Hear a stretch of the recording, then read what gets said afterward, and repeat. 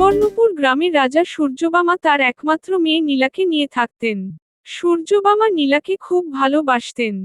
নীলা ছিল অত্যন্ত সাহসী ও বুদ্ধিমতী। পশু পাখি ছিল তার খুব প্রিয়। নীলা, আমি কিছুদিনের জন্য অন্য দেশে বাণিজ্য করতে যাব। আমি সব রক্ষীদের বলে দিয়েছি। ওরা সবসময় তোমার খেয়াল রাখবে। আর রূপা তো আছেই তোমার দেখাশোনা করার জন্য। তোমার কোনো অসুবিধা হবে না। কিন্তু বাবা, তুমি কতদিনের জন্য অন্য দেশে বাণিজ্য করতে যাচ্ছ? সেটা তো কোনো ঠিক নেই। আমার আসতে হয়তো কিছু সপ্তাহ বা 1 মাস সময় লাগবে। তুমি আমার জন্য চিন্তা করো না। ঠিক আছে বাবা, তুমি সাবধানে যেও। আর তাড়াতাড়ি ফিরে এসো। হ্যাঁ, আর তুমিও নিজের খেয়াল রেখো। এবার আমি আসি।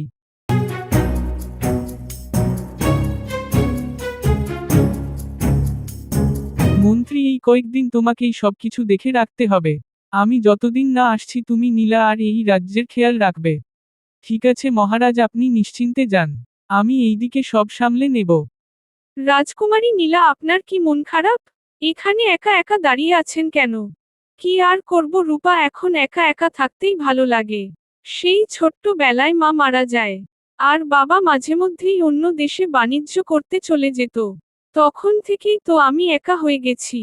আপনি মন খারাপ করবেন না। মহারাজ তো আপনার জন্যেই অন্য দেশে বাণিজ্য করতে যায়। আপনার যাতে কোনো কিছুতে অসুবিধা না হয়। আপনি যেন সব শখ পূরণ করতে পারেন। যখন আমার কাছে আমার বাবা মাই নেই তখন আর কিসের শখ পূরণ করব? ছাড়ো এখন এইসব কথা বাদ দাও। রূপা, আমি এখন বাগানে যাচ্ছি। রাজকুমারী নীলা, আমিও আপনার সাথে বাগানে যাব। মহারাজ আমাকে বারবার বলে গেছে সবসময় আপনার সাথে থাকতে। ঠিক আছে রূপা, তুমিও আমার সাথে বাগানে চলো।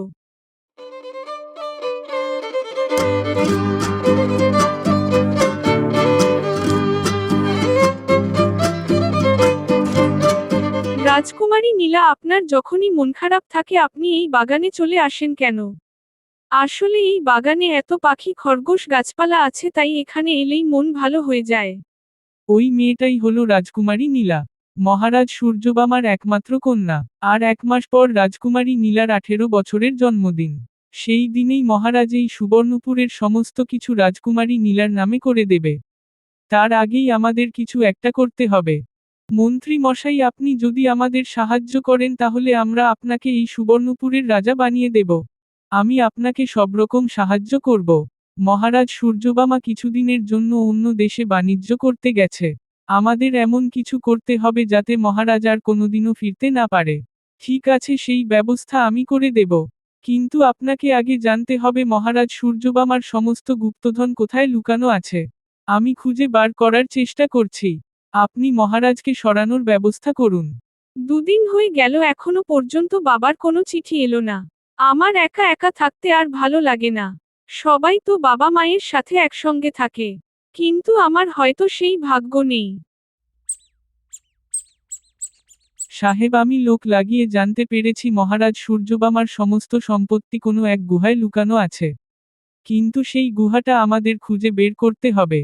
মন্ত্রী মশাই, আপনি যত তাড়াতাড়ি সম্ভব ওই গুহাটা খুঁজে বার করার চেষ্টা করুন। আমাদের লোক মহারাজ সূর্যবামার ওপর নজর রেখেছে। সূর্যবামা এই সুবর্ণপুরে আসার আগেই আমাদের লোক মহারাজকে ধরে ফেলবে। আপনি কোনো চিন্তা করবেন না। আমাকে আর 2 দিন সময় দিন, আমি সবকিছু খুঁজে বার করব। ঠিক আছে, আপনি তাড়াতাড়ি সবকিছু খুঁজে বার করুন। এই কথাটা যেন কেউ জানতে না পারে। আমাদের এখন এখান থেকে যাওয়া উচিত।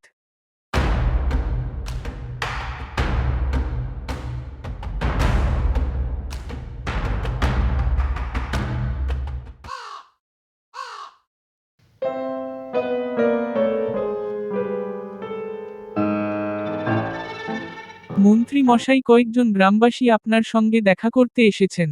এত সকালে গ্রামবাসীরা আমার সাথে দেখা করতে চায় কেন? ওদের বলে দাও আমি এখন কারোর সঙ্গে দেখা করতে পারবো না। কিন্তু মন্ত্রী মশাই, মহারাজ তো আপনাকেই এই রাজ্যের দায়িত্ব দিয়ে গেছেন। যতদিন না মহারাজ ফিরছেন আপনাকেই গ্রামবাসীদের অসুবিধার কথা শুনতে হবে। নয়তো গ্রামবাসীরা মহারাজের কাছে আপনার নামে নালিশ করে দেবে। তোমাকে সেসব নিয়ে এত ভাবতে হবে না। আর তখন থেকে কি মহারাজ মহারাজ করে যাচ্ছ? যতদিন না মহারাজ ফিরছেন ততক্ষণ অবধি আমি এই রাজ্যের রাজা। তুমি যাও, গ্রামবাসীদের ভেতরে আসতে বলো।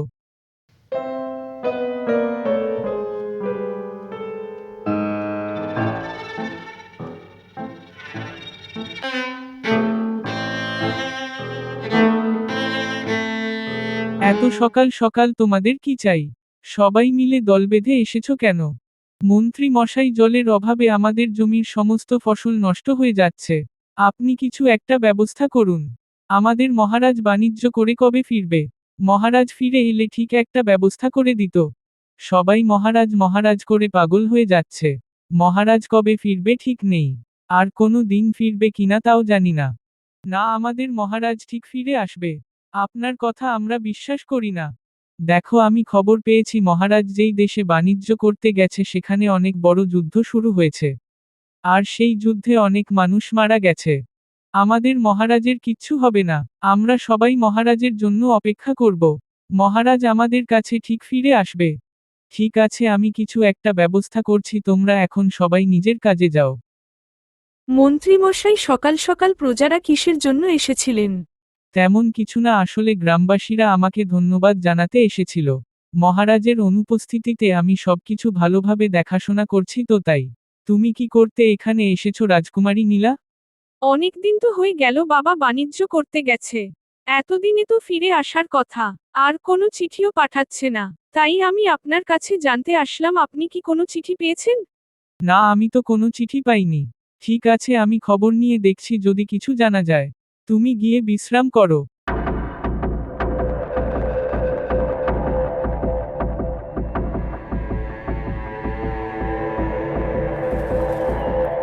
আমাকে এখানে কেন বন্দি করা হয়েছে? আমাকে ছেড়ে দাও। আমি কিন্তু কাউকে ছাড়ব না। সাহেব, আমি আপনাকে একটা খবর দিতে আসলাম। রাজকুমারী নীলা কিন্তু মহারাজের খোঁজ করছিল। আমাদের খুব সাবধানে থাকতে হবে, কোনোভাবেই যেন রাজকুমারী নীলা কিছু জানতে না পারে। আপনার কোনো চিন্তা নেই মন্ত্রী মশাই। আমি এদিকের সবকিছু সামলে নেব। আপনি শুধু রাজকুমারী নীলাকে সামলান। মন্ত্রী, তুমি আমাদের এইভাবে ঠকালে? আমি কোনোদিন তোমাকে ক্ষমা করব না। এই সাহেবের সাথে হাত মিলিয়ে তুমি অনেক বড় ভুল করেছ।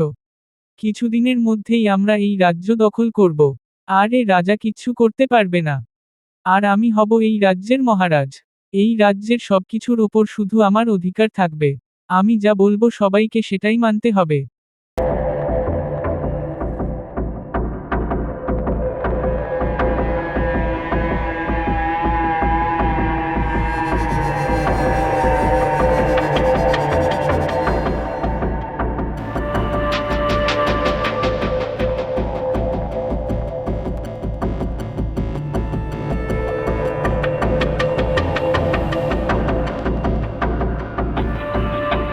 রাজকুমারী নীলা, আপনি মহারাজের কোনো খবর পেয়েছেন? মন্ত্রী মশাই তো মহারাজের ব্যাপারে কিছুই বলছেন না। মন্ত্রী মশাই কিছু বলবেও না। মহারাজকে মন্ত্রী মশাই আর ইংরেজ সাহেব মিলে বন্দি করে রেখেছে। আমাদের মহারাজকে উদ্ধার করতে হবে। কিন্তু খেয়াল রাখবেন যাতে কেউ এই ব্যাপারে জানতে না পারে। আপনি কোনো চিন্তা করবেন না। আমরা কাউকে কিছু জানতে দেব না। আমাদের মহারাজকে ঠিক উদ্ধার করে আনব। রাজকুমারী নীলা, আমরা যাওয়ার জন্য প্রস্তুত। আপনি শুধু বলুন আমাদের কি করতে হবে। আমাদের খুব সাবধানে যেতে হবে। মন্ত্রী মশাই যেন কোনোভাবেই জানতে না পারে। আর কোনোরকম ঝামেলা করা যাবে না। ঠিক আছে রাজকুমারী নীলা, আপনি যেমন বলবেন আমরা সেইভাবেই কাজ করব। আমাদের মহারাজকে ঠিক ফিরিয়ে আনব।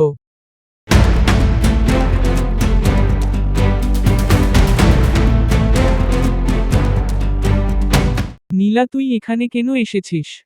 তুই চলে যা এখান থেকে, নয়তো ওরা তোকেও বন্দি করে দেবে আমার মতো। আমরা তোমাকে এখান থেকে নিয়ে যাব।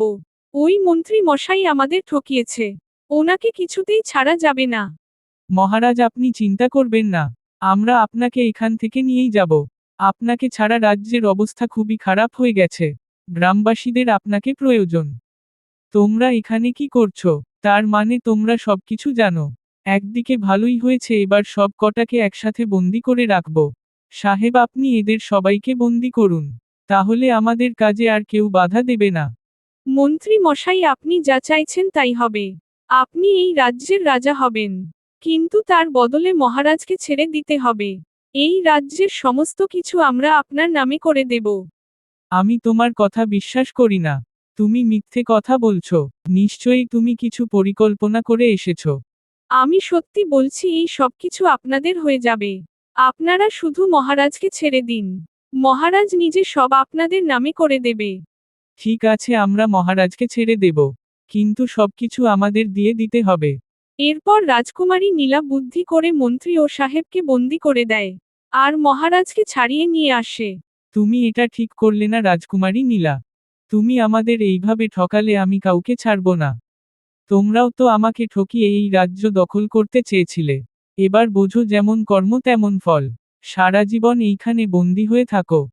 রাজকুমারী নীলা, আজ তোমার জন্য আমি আবার এই রাজ্যে ফিরে আসতে পারলাম। তোমার আর এই রাজ্যের রক্ষা করা তো আমার দায়িত্ব। আবার এই রাজ্যে শান্তি ফিরে এসেছে। সেই খুশিতে আজ সমস্ত গ্রামবাসীদের খাওয়ানো হবে। এইভাবে তারা গ্রামবাসীদের নিয়ে সুখে শান্তিতে থাকে।